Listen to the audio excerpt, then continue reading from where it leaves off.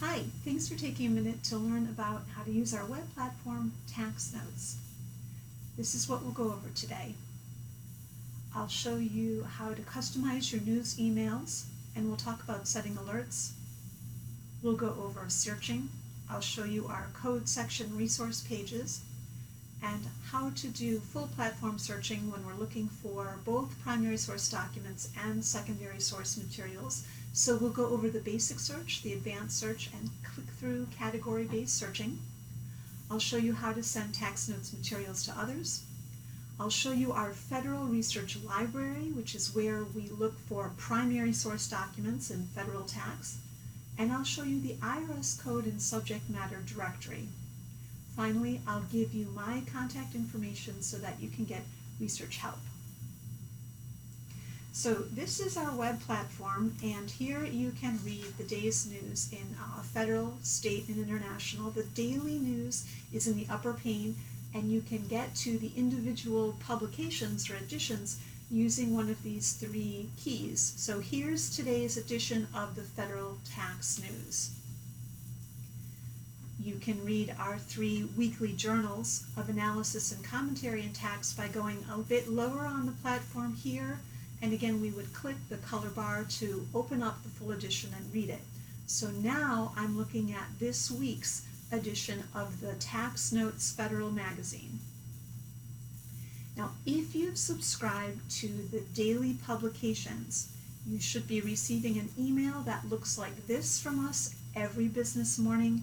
You would click through and read the articles in full text. If you're not receiving an email that looks like this with the sender Tax Notes, please contact me. My contact information is at the end of the video. We want to be sure that you're getting that email because it's an important part of your subscription. We can change our news emails by coming here to My Tax Notes and pulling down to Manage Email Subscriptions. So any or all of the daily publications that you're receiving put together in one single email. And you can, if you wish, opt out of any of that material. Thinking about your Tax Notes Today federal news, usually it's sent to you with most important news at the top together with your state and international news. But as an alternative, you can have it organized by code section. It would be the same material as you're receiving, just organized in a different way. You should save any changes you make to your email subscriptions. So looking here at My Tax Notes Manage Email Subscriptions, when I come down a bit further, you see that I'm monitoring this code section and I'm monitoring this topic in tax, and I've arranged for separate emails, daily or weekly, that have any new material on this code section or topic. These are my personal alerts, and all alerts start with a search. So the next thing I want to show you is how we search on the platform. And there's basically a few ways that we search. I open the search bar, I can put in a code section here, and I would come to a code section resource page. That's a code section based search. And another alternative would be to use this search bar to enter a search string using Boolean operators. There's also an advanced search where I can search with keywords in my headline or title field. This is also where we do proximity-based searching. And finally, these 4 keys across the top of the page lead me through to click-through category-based searches. So let's go back and look at a code section-based search. So I'm going to put a code section in the box, and you see that an option for me here is to browse resources for that code section. So that's what I'm going to do. So when I'm on the code section landing page, I can read the code section. Here I can also create an alert. This is what I want to do now because I want to monitor the developments on this code section. So I'm going to go ahead and set up my alert. And all alerts I set, I want to name, I want to put something in this box. The reason is if I've set up more than one alert, whatever I put in this box is going to be in the caption of the email, and it's going to let me know what the contents are. So I'm going to set up this alert to monitor this code section daily. Now looking again at this resource page, I can see the final and temporary regs or the proposed regs relating to this code section. With the proposed regs, we gather the comments together, so I can click the comments link, and you see that while that public comment period was open, these various stakeholders weighed in, and we've gathered those comments and we've put them on that link here. So from the proposed regs, the comment link. Looking some more at this landing page, we see in the upper level here the primary source documents that relate to this code section, so cases, guidance, which includes the Treasury decisions and the notices, and the letter rulings, which include the ILMs as well. Looking at the second row, we can see the news about this code section and the commentary. So the commentary are the articles written by outside authors, experts in tax, that we published in one of our weekly magazines. So that was a simple code section based search, and the way that we did it was we simply put a code section in the search box like this. So another thing we can do with this search box is construct a search using search operators. So the search operators are here when I click here in the blue link, and they're search operators that I'm used to. On the whole, phrases should always go in quotes.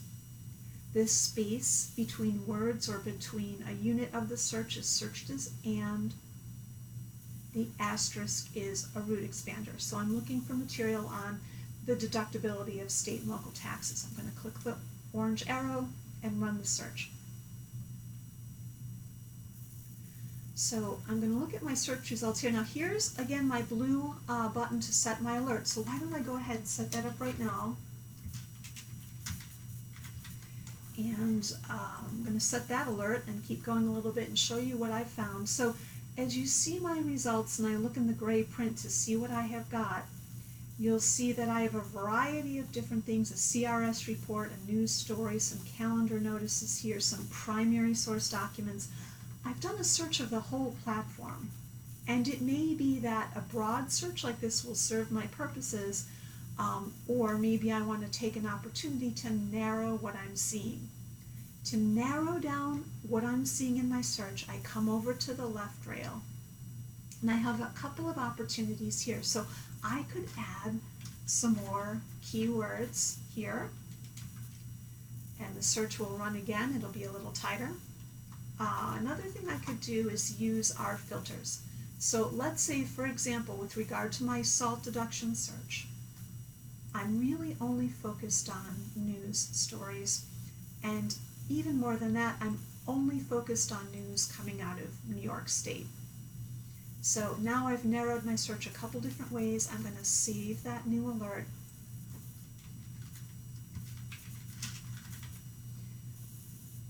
And I'm going to go forward from here. So let's imagine now that looking at our search result documents, we want to pass them along to someone else, or we want to save them for ourselves. So what we do then is we put a little check in the box. We come over here to deliver results, and this will let us email PDFs, download PDFs, or email the links. By default, any email you send goes to you.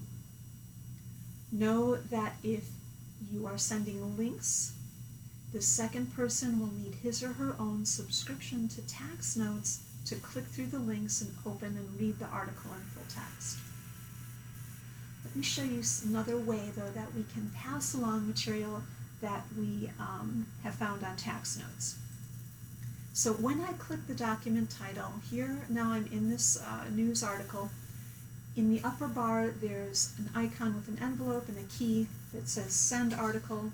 This is going to let me send this article to anyone whatsoever. I just put their email address here. It comes with a little boilerplate note saying that I was thinking about them, and I can check to have that copied to me as well. So that's how you can send an article to anyone, to a prospect, a client, a coworker. Look for this icon here with the envelope. So I want to look for a minute now at our advanced search. I get there by clicking the search icon and coming to the advanced search, the gray bar, and this gives me some options here. I can specify that certain words would be in the title of my article rather. I can search by author. I mentioned before that any proximity-based search should be done on advanced search. So here's the field in which I would write those proximity-based searches. The operators are similar to what you're used to, probably a /s, a /p, or a /number to show the relationship between the words. There's another reason I wanted to show this to you though, and it has to do with this field for summary or abstract. So let me go ahead and write up a search term here.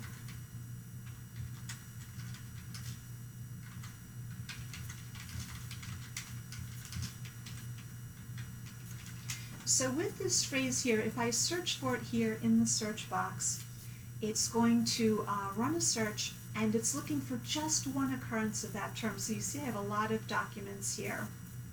But if I want to run a bit more narrow search, what I would do would be to take advantage of this summary or abstract field, and what I'm doing is I'm telling the search that it should read only the summary or the abstract of the document and look for my keywords.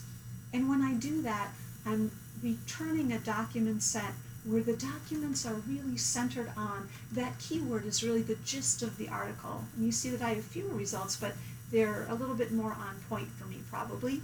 Let me go ahead and make this one into an alert as well.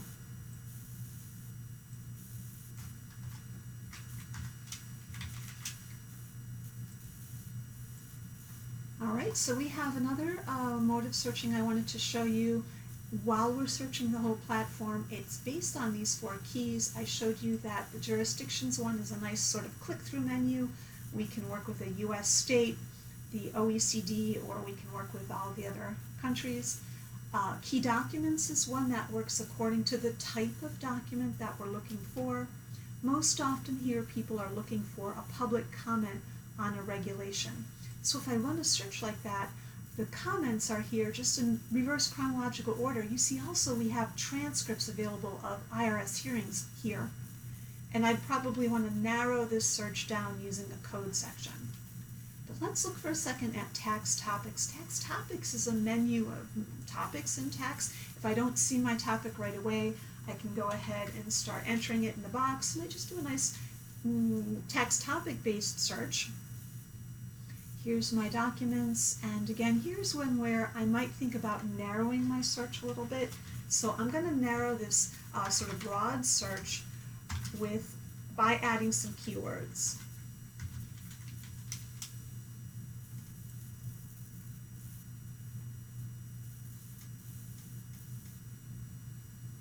And now I have a new search on the screen. I'm going to go ahead and name it and save it as an alert.